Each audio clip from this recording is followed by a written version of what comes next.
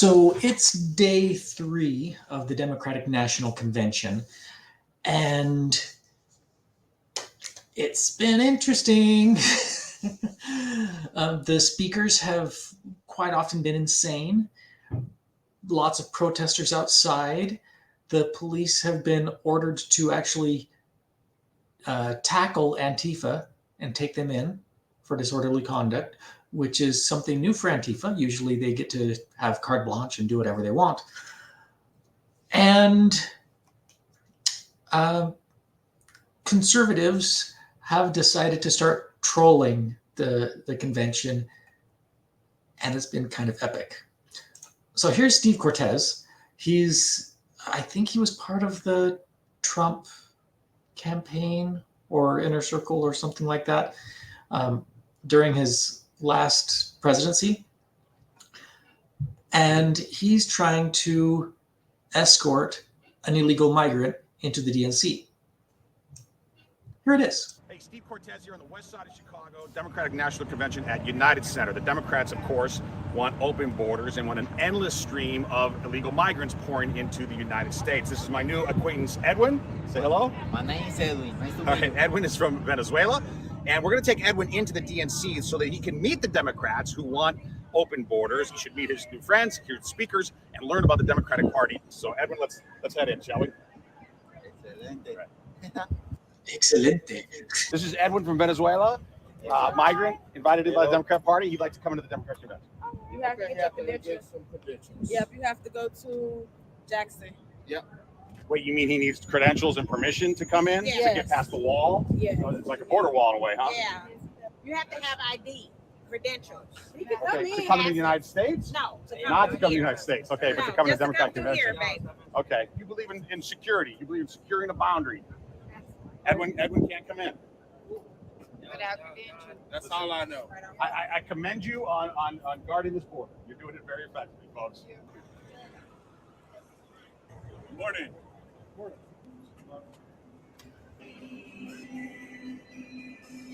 Hi there.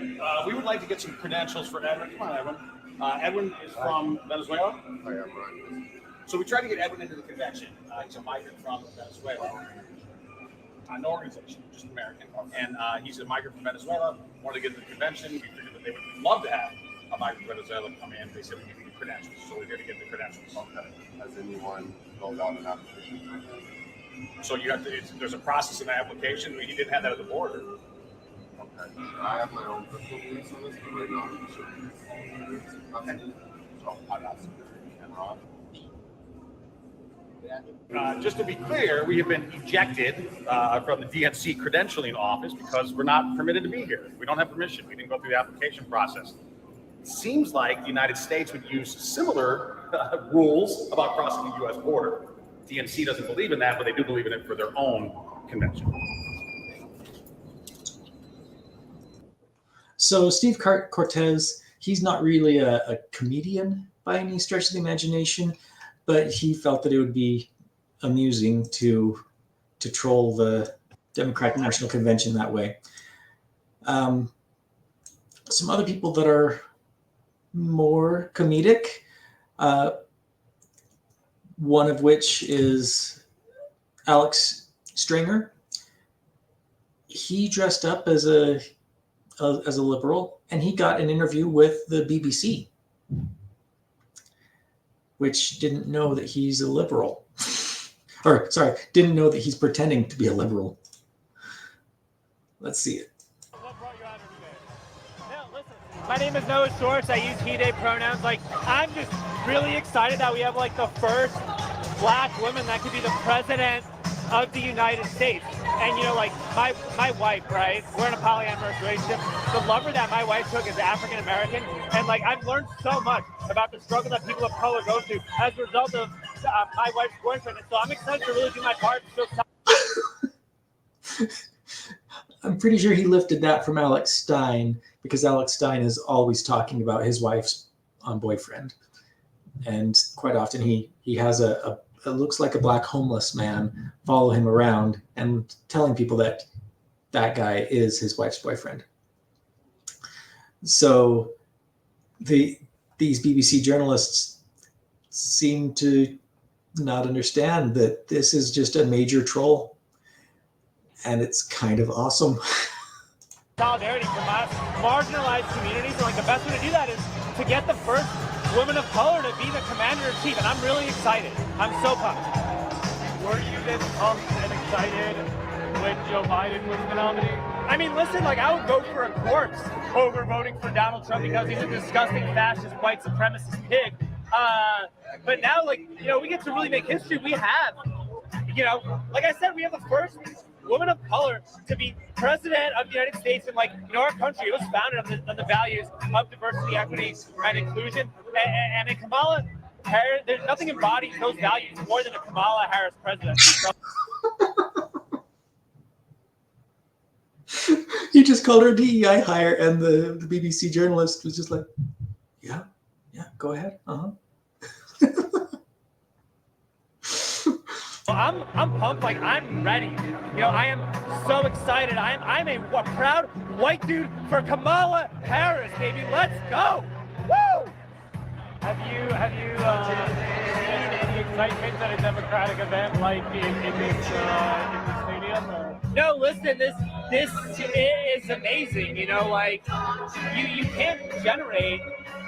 I couldn't see any more excitement. Like the only way there could be any more excitement is if, you know, maybe you had like an artist or a celebrity performing or opening for Kamala. But no, this is amazing. This is like celebrity. Which is exactly what Kamala's done to try and generate crowds for her campaign rallies, because without someone like Megan Thee Stallion being an opener, she doesn't generate crowds because she's not Trump. Level of excitement. This is a rock star. And then, you know, like, the thing that I'm the happiest about when it comes to Kamala Harris presidency, it's the economy. And, you know, I'm really excited about how she finally wants to put a cap on prices at the grocery store. And, you know, like, look, even if price controls, you know, may lead to like shortages of food and basic goods, you know, the shortages will lead to rationing, and rationing, that leads to equity, and we need to be a more equitable place in America to dismantle our legacy of white supremacy. So thank you so much for hearing my voice and so many voices like me.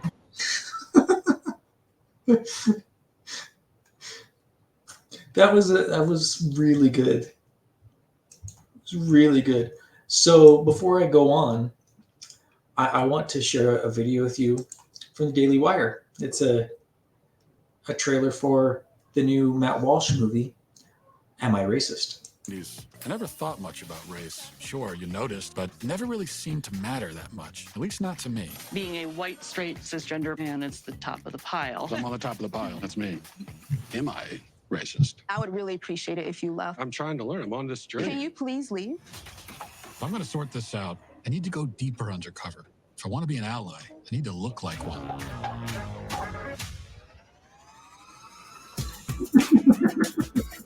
What is racism? Martin Luther King said not to judge people by the... Martin Luther King said a lot of stuff. Is America inherently racist? What the hell is that? The word inherent is challenging there.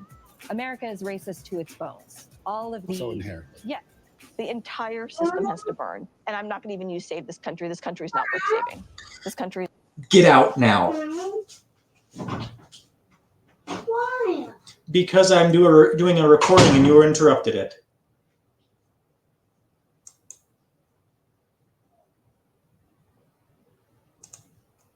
Growing up in the 90s, I never thought much about race. Sure, you noticed, but never really seemed to matter that much. At least not to me. Being a white, straight, cisgender man, it's the top of the pile. I'm on the top of the pile. That's me. Am I racist? I would really appreciate it if you left. I'm trying to learn. I'm on this journey. Can you please leave? If I'm going to sort this out, I need to go deeper undercover. If I want to be an ally, I need to look like one.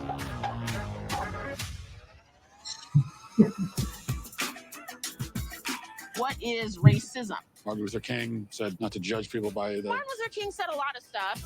Is America inherently racist? What the hell is that? The word inherent is challenging there.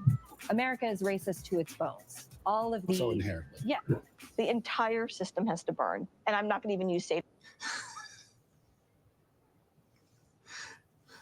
I love that Matt Walsh got a bunch of liberals together for a dinner that he could record their conversation and be a server at that dinner. It's so good. This country's not worth saving. This country is a piece of shit. Oh, sorry. Sorry. They gonna say I'm racist. Joining us now is Matt, certified DEI expert. Here's my certification. Where are you guys on your anti-racist journeys? So I'll look around the room and point to who we believe is the most racist person in the room. We want to rename the George Washington Monument to the George Floyd Monument. Would you mind signing it? You will? What do you think about this issue of heteronormativity and how it intersects with the broader structures of racism in society? They gonna say I'm racist. What's up with white people? What are you doing to decenter your whiteness? Who's making it the center? Why are they doing that? And what you're doing is you're stretching out of your whiteness. This is more for you in this field. White Folks, White. trash, white supremacy, white woman, white boy, White. entitlement, White. centering, white silence. Is there a black person around here? So there's a black person right here. Does he not exist? They gonna say I'm racist. But they call everybody racist. Hi, Robin. Hi. And what? So I don't know if you're familiar with who this person is. She's Robin DiAngelo, one of the, or she's an author. I can't remember the book that she's written, but she's an extremely racist person against white people. Yes, she is white as well, but my opinion is either she's just a communist and she's trying to ruin the fabric of the American society, or she's just a race grifter. She's doing all this for her 30, 40, 50, $100,000 speaking fees that she charges different woke or liberal universities. Yeah, and yes, they do pay. What's your name? I'm Matt. Matt. Hi, Yeah. Matt. Nice to meet you.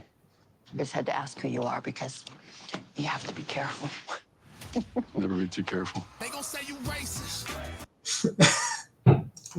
So yeah, Matt's putting out a new movie, and he also went to the Democratic National Convention. The more they see her, the more they're going to like her. I saw what she did in the Senate. We served together for 4 years. She cared about families. She could work with all kinds of people, and she was effective in getting things done. One of the things she pushed, which we succeeded in, was $35 insulin for our senior citizens. Now we're going to get it for everybody. What's your response when Trump takes credit of that? Trump takes credit for so many things he doesn't do and gets the blame for a lot of things he does do. He's lost his bearings, as we can see day by day. Yeah. So Matt Walsh also crashed the DNC in his liberal skin suit, I guess you could call it. I don't know. It was pretty epic. I don't know how many more of these are going to be able to sneak into the DNC and massively troll them like this, but it is making the DNC actually interesting and just not make you want to pull your hair out as horribly racist and homophobic, straightophobic and anti-Trump they are. I heard a figure of how many times they said different words in all pulled together from all the speeches, and Trump was mentioned, I think, over 100 times. I think on just day one. And everything else, like the economy, border security, race, pick your word. Anything else was mentioned maybe 20 times or less. Trump, over 100. Just on day one. So So yeah, the DNC is basically a huge hate fest against Trump, and the conservatives are massively trolling the DNC, and it is making it really funny to pay attention to what's happening. Anyway, that's what I've got for you on this one. If you like what I have to say, please like, share, and subscribe, and we'll see you on the next one. Thanks.